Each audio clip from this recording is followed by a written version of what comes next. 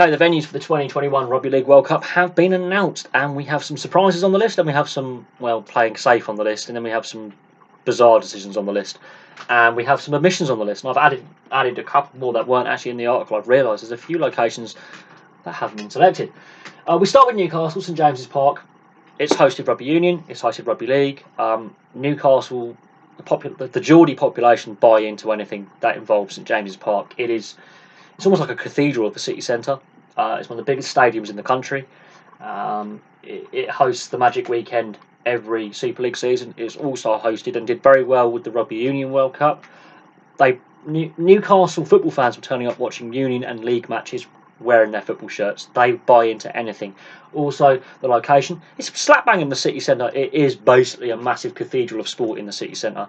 And the city is rightly proud of this stadium. Rightly proud. And it seats 52,405, and Rugby League fans have gone there before, Rugby Union fans have gone there before, and obviously got the football fan base as well. It is a sporting arena to behold. It's a beautiful stadium. The fans love it. The city itself, good transport links, and there's a lot to do, nightlife as well. There's a lot to do outside of just being a Rugby League fan. There's things to explore, and it's a beautiful city. So thumbs up. Sheffield, sports mad city.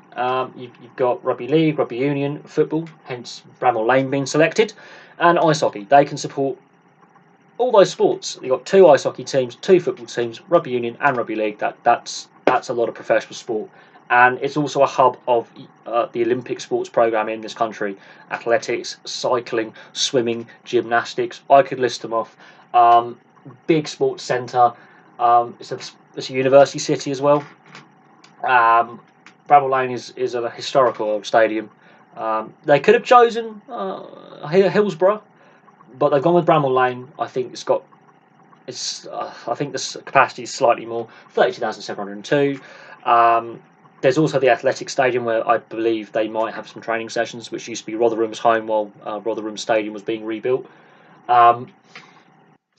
Perfect choice. Sheffield Eagles, historically the underdogs who won the Challenge Cup that year.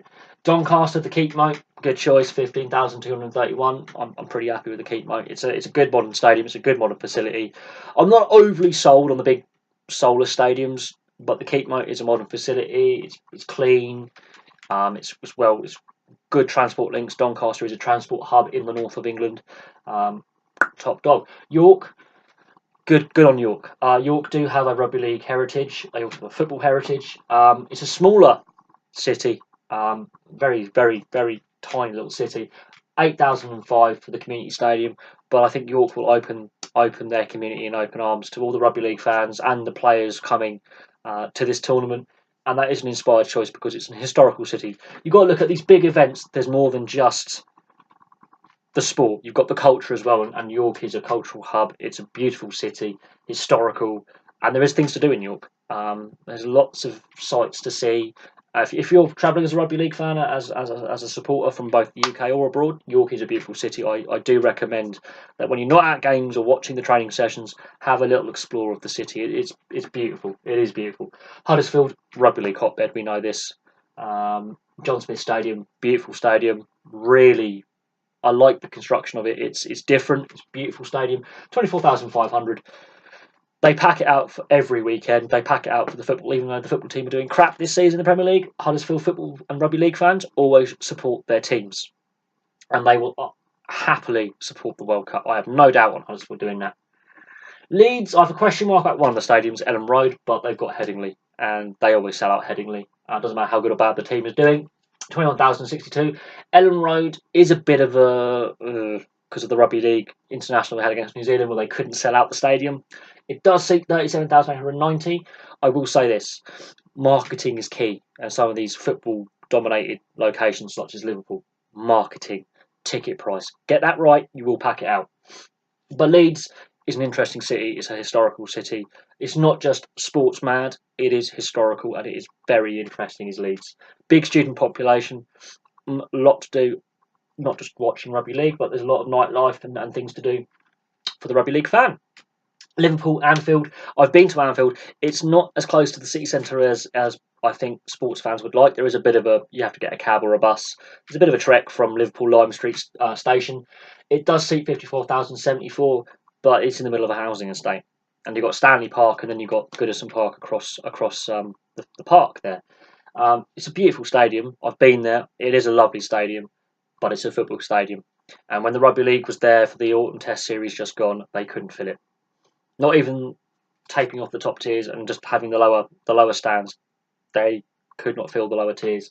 So I have concerns about Ellen Road and Anfield, although Ellen Road a bit less so because it isn't a rugby league hotbed of a city. Anfield, I'm not 100% sold on. I'm not going to lie. This could be one of those mistakes that the organisers have made. Manchester with Old Trafford, thumbs up. It seats 74,994 and has a history with the Super League hosting the grand final every year. And you know they've hosted rugby league internationals there before. It's got great infrastructure around it. The Salford area is one of the most affluent areas of Greater Manchester, so local fans will buy in.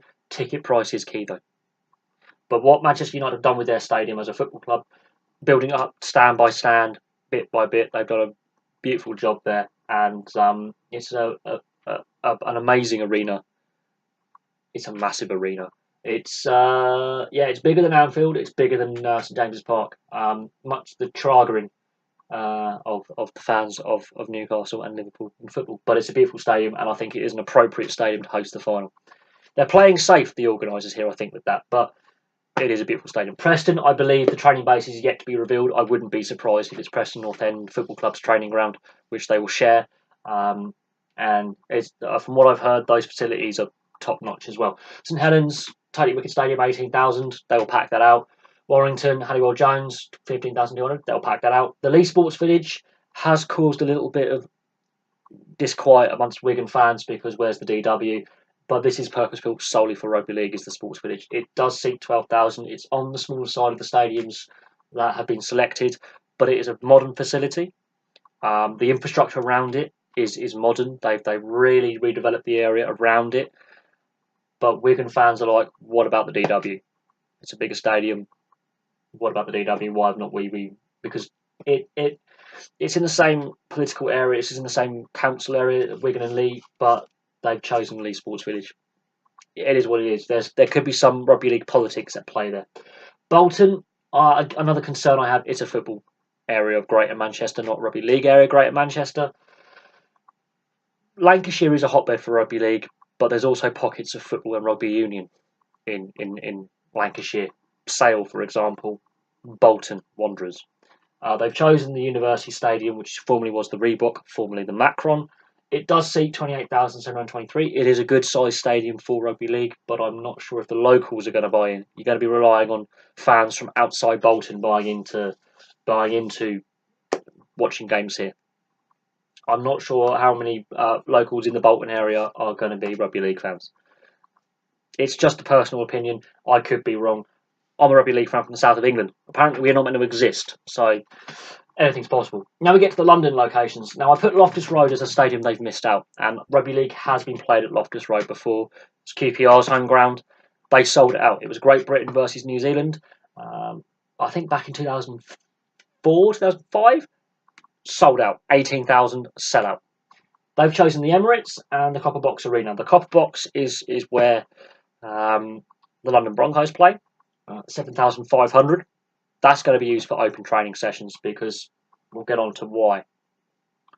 They could play games there. They've chosen semi-final at the Emirates. There's a reason why the Emirates has been chosen for the semi-final. Wembley is not available. The NFL are playing a game there over this period. The NFL series is taking place. In that case, what is the point of Tottenham rebuilding White Hart Lane to host NFL games? When this one was on, they could have used Wembley. Go, actually, do you mind if we use Wembley? You can just... They couldn't organise that. Just shows they're chasing the money rather than the lesser money that rugby league will bring in, obviously. Now, the Emirates has been a discussion point, but Arsenal Football Club are more than happy and they are welcoming the rugby league community to come to that part of North London. I will say this about the Emirates on its plus side. Good transport links. King's Cross, trains to the north of England. You can be there in a couple of hours. I've travelled out of King's Cross going north. You do literally, as you come out of King's Cross, the stadium is on your right. It is a beautiful stadium from the outside. Inside, some of my friends and family are Arsenal fans, and they're sat. You can be a bit too far away from the action at times in the upper tiers. They have said you are a little bit too far away, and the viewing is difficult. There are some negatives with the Emirates, but I'm concerned as we've got Loftus Road that's been used in the past. Yes, it's a far smaller stadium, but Rugby League has proven to work in that location in West London because of the scholars and because of the Broncos fan base. They were happy to watch games at Loftus Road in the past when it comes to Rugby League internationals. Emirates, that's a big stadium to fill, and you're going to be relying on out-of-towners to do it. The Copper Box, that's the Broncos fan base. They'll more than happily fill that stadium, but the Broncos don't have hundreds of thousands of fans, they have tens of thousands of fans because the Broncos have gone through a bit of a downturn. If you want, I could also argue if you're going to use a stadium in London, use the Stoop at Harlequins. The London Broncos formerly played there. It's a lot smaller, yes. I think it seats about 15,000, similar to Loftus Road, but it is a rugby stadium. This is a big risk they're taking with the Emirates. Just saying. Middlesbrough, Riverside, another one I'm not 100% sold on. It's going to be relying on non-locals filling the stadium, and that seats 34,742. Middlesbrough is an industrial city. I'm not going to lie. It's not necessarily rugby league hotbed either. It's a football hotbed, not a rugby league hotbed.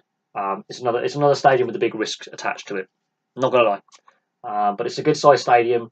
Marketing is key, but Middlesbrough is not one of the wealthier areas on this list. It's not, and it's not a rugby league heartland. They are trying to play safe with these locations, but that was there's a couple of risks they've gone. Oh, we'll throw some darts. Oh, we've got a stadium in London. Got a stadium in Middlesbrough. We'll give it a go. And while I like the risk taking, I'm not sure that's the location to take the risk with. Workington, they're building a new stadium. It will be completed in the spring of 2021. It's going to seat 8,000. So it's going to be the smallest stadium on the list of locations. It will be given over to Workington Rugby League Club and the football club. But the football club play in the non-league and the Rugby League Club play in League One. So are they long-term longevity, going to be able to fill that stadium? That's key. And Coventry with the Rico. Now, the Rico is another one I'm not 100% sold on. Wasps fans haven't gone in their droves to the Rico, and Coventry City fans don't necessarily fill the Rico every weekend. And I think there is a rugby league club in Coventry. They don't play at the Rico. That's another one which is a risk arena. It's a possible risk. The reason why, and I keep going about Loftus Road, they've hosted Rugby League internationals here. They've sold it out. Just insert Loftus Road for Coventry or the Emirates and move the semi-final to one of the cities that have a bigger stadium that is in the Rugby League heartbed. Problem solved. That's the stadium I would have had in the London area. Broncos fans will tell you that is a good sized stadium because they would have gone to see football as well. It's very close. Loftus Road is very close to the pitch. Yeah, it's tight knit. It's intense, and for a small stadium, it's a scary atmosphere in there. I've been there for football. It is a really intense atmosphere. The way it's shaped, it boxes the sound in, and it is a cauldron. For a small stadium, it's spine tingling. Well, anyway. Now we get on to the controversies. Only 2 games are to take place south of Sheffield, so that'd be Coventry and the Emirates. Copper Box will be used for open training sessions, where fans can pay to see the players train, and that will be kind of cool. I think that'll be the same with York as well because they're the smaller stadiums. Also, the football stadiums, there's going to be clashes with the Football League fixtures because the World Cup will be taking place during the football season as well. So football clubs will have to rearrange fixtures and they're going to have to rotate games around. So York, Huddersfield, Ellen Road at Leeds, Anfield, Old Trafford, Middlesbrough, Emirates, and the Rico, and St James's Park, and Bramall Lane. So about half the stadiums on the list also have football clubs that use them for their home games. So they're going to have to rotate around, and that's the reason why the list is longer. This is where it gets interesting. To avoid the fixture clashes with football, they could have chosen some other locations. Wigan, the DW is also a football stadium because Wigan Athletic play there, not on the list. Hull, 2 stadiums. You've got the KC and then the Hull KR Stadium. I forget the name of that one. Apologies to Hull KR fans. 2 stadiums in Hull, neither on the list. Bradford Bulls. Nope, not even Valley Parade in Bradford. Bradford is a rugby league hotbed. Bradford Bulls, yes, they've hit hard times. Not on the list. Not good. I've put Halifax and Castleford. Castleford, classy Cass. They're one of the best rugby league teams in the country right now. Where's Castleford Stadium on the list? Halifax, historical club. And that could be good for their stadium getting a bit of a revamp. Halifax's stadium does need a little bit of a injection of a refurb. The football club have hit hard times. The rugby league club have hit harder times. That could have been good for Halifax. Get some investment. Castleford, Wigan and Hull and Bradford are the big ones for me, not on the list of locations. And of course, Wembley, not there, hence why the London Emirates is hosting the semi-final. As I said, I've argued for Loftus Road because I've seen rugby league played there before to great success, and they packed the stadium out. The concerns I have with Ellen Road, Anfield, Riverside, the Riverside in Middlesbrough, and especially Bolton. The rugby league internationals we saw against New Zealand, they could not sell out those stadiums. So you've got to ask the question of ticket pricing and promotion, how they were advertising it, how they were marketing. They've got to market this right, otherwise suddenly stadiums could have a lot of empty seats.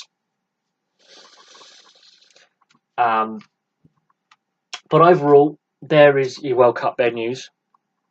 They've been announced. Some fans aren't happy. There are the fans in the north of England who don't want the Emirates to have a game.